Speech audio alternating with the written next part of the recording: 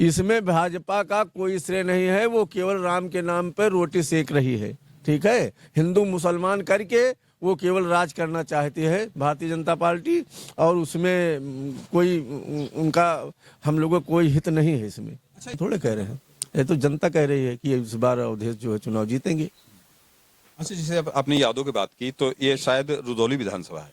रुदौली विधानसभा में रामचंद्र यादव का प्रभाव नहीं रहेगा क्या? यादव रामचंद्र यादव जो है सारा डाइवर्ट कर लिया है भारतीय जनता। क्यों नहीं मिला रामचंद्र यादव को? यादव क्यों नहीं पाए हुए भाई? यहाँ तो उनको केवल ब्राह्मण मतदाताओं ने वोट दिया, ठाकुरों ने दिया, और अन्य वर्ग जैसे साहू है इस तरह के लोगों ने वोट दिया। आप किसको बना रहे हैं? हम तो अवधेश प्रसाद को बना रहे हैं। अवधेश प्रसाद को। देखिए, दो चार लोगों से और पूछ लेते हैं।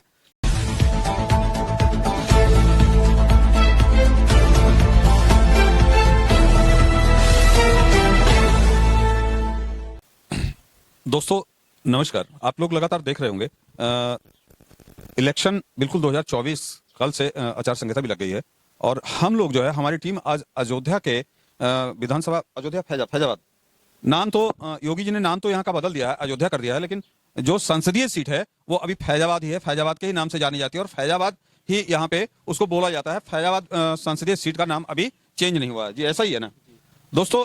आप लोग देख रहे होंगे लगातार यहाँ पे एक नारा बहुत तेजी से वायरल हो रहा था, अभी भी वायरल हो रहा है, जो राम को लाए हैं हम उनको लाएंगे। देखते हैं कि अयोध्या में उस चीज का असर, भाजपा का जो नारा था हम राम का, अयोध्या में कितना असर है, आपसे ही जान लेते हैं। और आपसे बता दें कि यहाँ से समाजवादी पार्टी से अवधेश प्रसाद दिग्गज, जो कि 9 बार यहाँ से विधायक रह चुके हैं और करीब 5-6 बार मंत्री भी रह चुके हैं, और उनके विपक्ष में जो है भारतीय जनता पार्टी से लल्लू सिंह, कांटे की लड़ाई है। उसके बावजूद भी कौन भारी पड़ रहा है और क्या होने वाला है यहाँ की जनता से, यहाँ के लोगों से ही जानते हैं। जी, सबसे पहले तो मैं आपका परिचय जानना चाहूंगा।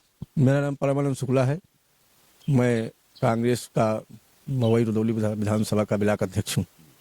तो आपके यहाँ क्या कंडीशन बन रही है? चूंकि आप लोग तो अयोध्या वासी हैं, पूरे देश की निगाहें जो अयोध्या फैजाबाद सीट पे लगी हुई हैं, तो आप लोगों का क्या इस बार क्या मत है?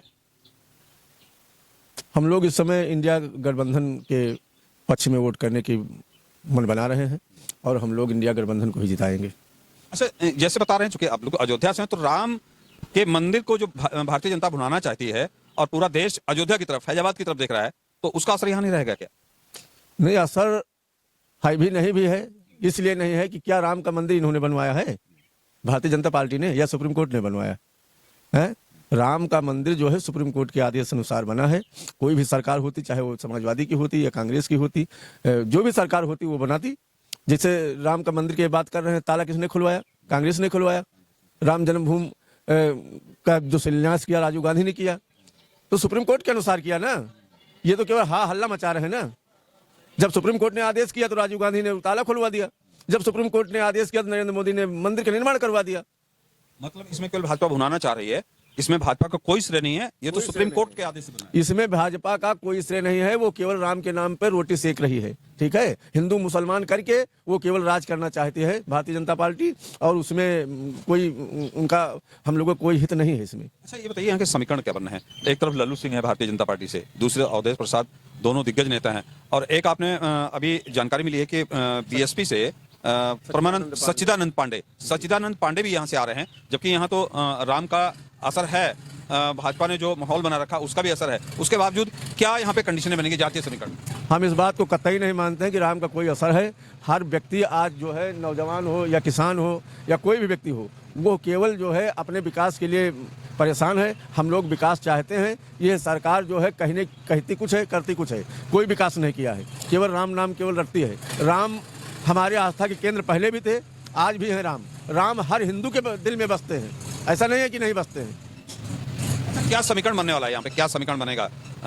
जो समीकरण, चूंकि जातीय फैक्टर होता है, राम मंदिर मुद्दा है, बहुत सी चीजें हैं, तो यहाँ जातीय फैक्टर के हिसाब से या किसके पक्ष में आपको उम्मीद लगती है? यहाँ जातीय पक्ष जो है सबसे ज्यादा जो है, यहाँ पर हरिजन आबादी है पूरे लोकसभा क्षेत्र में, जिसमें पासी ज्यादा है, और उसके बाद लगभग 3.5 लाख पासी वोटर है।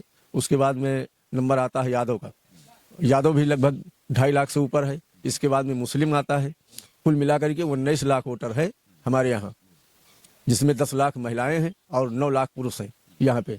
और उसी के हिसाब से यहाँ पर जो बन रहा है समीकरण, वो अवधेश बाबू के पक्ष में बन रहा है। अच्छा, रुश्दी मियां बीच में चले गए थे, बीएसपी में चले गए थे, वापसी इनकी फिर समाजवादी पार्टी में हो गई है। इनके आने से कोई प्रभाव पड़ेगा या इनके आने से कोई नुकसान होगा? बिल्कुल प्रभाव पड़ेगा, क्योंकि रुश्दी मियाँ का जो है यहाँ पर 2 बार के विधायक भी थे और व्यक्तिगत उनका संबंध है, हर वर्ग में है, ऐसा नहीं कोई मुस्लिम में ही है। उनका सबसे ज़्यादा लगाव ब्राह्मणों में भी है, ठाकुरों में भी है और भी बिरादरी में है। इससे लगभग उनके आने से लगभग 40 से 50 हजार वोट का प्रभाव पड़ेगा। 40 से 50 हजार वोट, इसका मतलब आपने अवधेश जी को टीका लगा दिया? अब हमारी तरफ से क्या, जनता ये बात कह रही है, हम थोड़े कह रहे हैं, ये तो जनता कह रही है कि इस बार अवधेश जो है चुनाव जीतेंगे। अच्छा, जैसे आपने यादव की बात की तो ये शायद रुदौली विधानसभा है, रुदौली विधानसभा में रामचंद्र यादव का प्रभाव नहीं रहेगा क्या? यादव रामचंद्र यादव जो है अभी तो लड़े थे ना विधानसभा के चुनाव, अब विधानसभा के चुनाव लड़े थे, जबकि आनंद सेन यादव जो है समाजवादी पार्टी से आए थे, ये भारतीय जनता पार्टी से थे और ये 2 बार के 3 बार के यहाँ पे विधायक भी थे। लेकिन फिर भी आनंद सेन तो किसी यादव के पास गए भी नहीं, तब भी उनको 52,000 वोट मिल गया, किसी के दरवाजे नहीं गए, तो सारा यादव तो आनंद सेन को वोट दे दिया। लेकिन भारतीय जनता पार्टी वाले तो कहते हैं कि हमारा जो है रामचंद्र का यादव में बहुत अच्छा प्रभाव है, यादव को सारा डाइवर्ट कर लिया है भारतीय जनता। क्यों नहीं मिला रामचंद्र यादव को? यादव क्यों नहीं पाए हुए भाई? यहाँ तो उनको केवल ब्राह्मण मतदाताओं ने वोट दिया, ठाकुरों ने दिया और अन्य वर्ग जैसे साहू है, इस तरह के लोगों ने वोट दिया। बीजेपी का जो मूल वोटर है उसकी वजह से रामचंद्र जीते। मूल वोटर नहीं, उनका व्यक्तिगत भी था, केवल बीजेपी का ही नहीं था, जैसे वो काम भी करते हैं, ऐसी बात नहीं रामचंद्र, तो उस वजह से पाए। और अगर ये सबसे बड़ी फैक्टर बात ये थी, जो रुश्दी मियाँ समाजवादी पार्टी छोड़ करके चले गए, भाई 52,000 वोट जो है आनंद सेन पाए और 51,000 रुश्दी मियाँ पाए, कितना हो गया? 1,03,000। अब कुल 91,000 वोट जो है रामचंद्र यादव जी पाए, बाकी अन्य पार्टी भी पाए। मतलब इस जो आपका संसदीय चुनाव जो चल रहा है इसमें भी रामचंद्र का कोई यहाँ पे जादू नहीं चल का कोई जादू नहीं यहाँ पर चलेगा।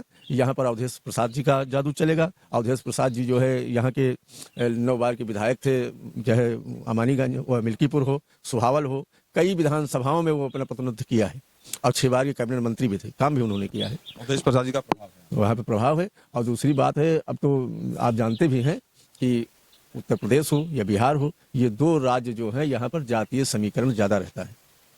उस हिसाब से अवधेश बाबू का जो बिरादरी का प्रभाव है, पासी जो वर्ग है, वो जिस दिन से इनका टिकट क्लियर हुआ उसने मन बना लिया कि इस बार हम अपनी बिरादरी पासी को वोट देंगे। उसके बाद में ब्राह्मण भी उनको मिल रहा है, कुछ ठाकुर भी उनको मिल रहे हैं। उसके बाद में कांग्रेस का क्या यहाँ पे है आपके फैजाबाद विधानसभा इसमें संसदीय क्षेत्र में? कांग्रेस का क्या, कांग्रेस कितना सपोर्ट कर पा रही है? कांग्रेस जो है हमारे जो वहाँ पर चाहे सोनिया गांधी हो, राहुल गांधी हो, अखिलेश जी हो, इनका इंडिया गठबंधन बना है। इसलिए जितने भी कार्यकर्ता हैं, हम लोगों ने एक निर्मल खत्री जी जो हमारे यहाँ के पूर्व सांसद थे, उन्होंने फैजाबाद में एक सामूहिक बैठक बुलाई थी जिसमें अवधेश प्रसाद भी थे। उसमें ये तय हो गया है कि हम लोग तन मन धन से हर प्रकार से अवधेश प्रसाद को जिताने का काम करेंगे। दोस्तों फिलहाल आप लोग देख रहे हैं, ये हम लोग जो है फैजाबाद अयोध्या सीट पे हैं, जहां पे नारा मैं आपको बता ही चुका हूं नारा क्या चल रहा है।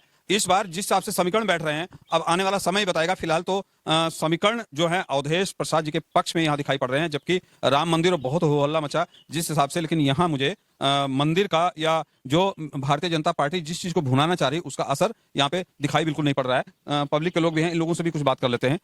जी, इस बार यहाँ पे राम मंदिर मुद्दे का असर रहेगा या नहीं? असर रहेगा लेकिन पूरा नहीं रहेगा। पूरा नहीं रहेगा। तो ये अयोध्या सीट पे किसको इस बार आप लोग विजयी बनाना चाह रहे हैं?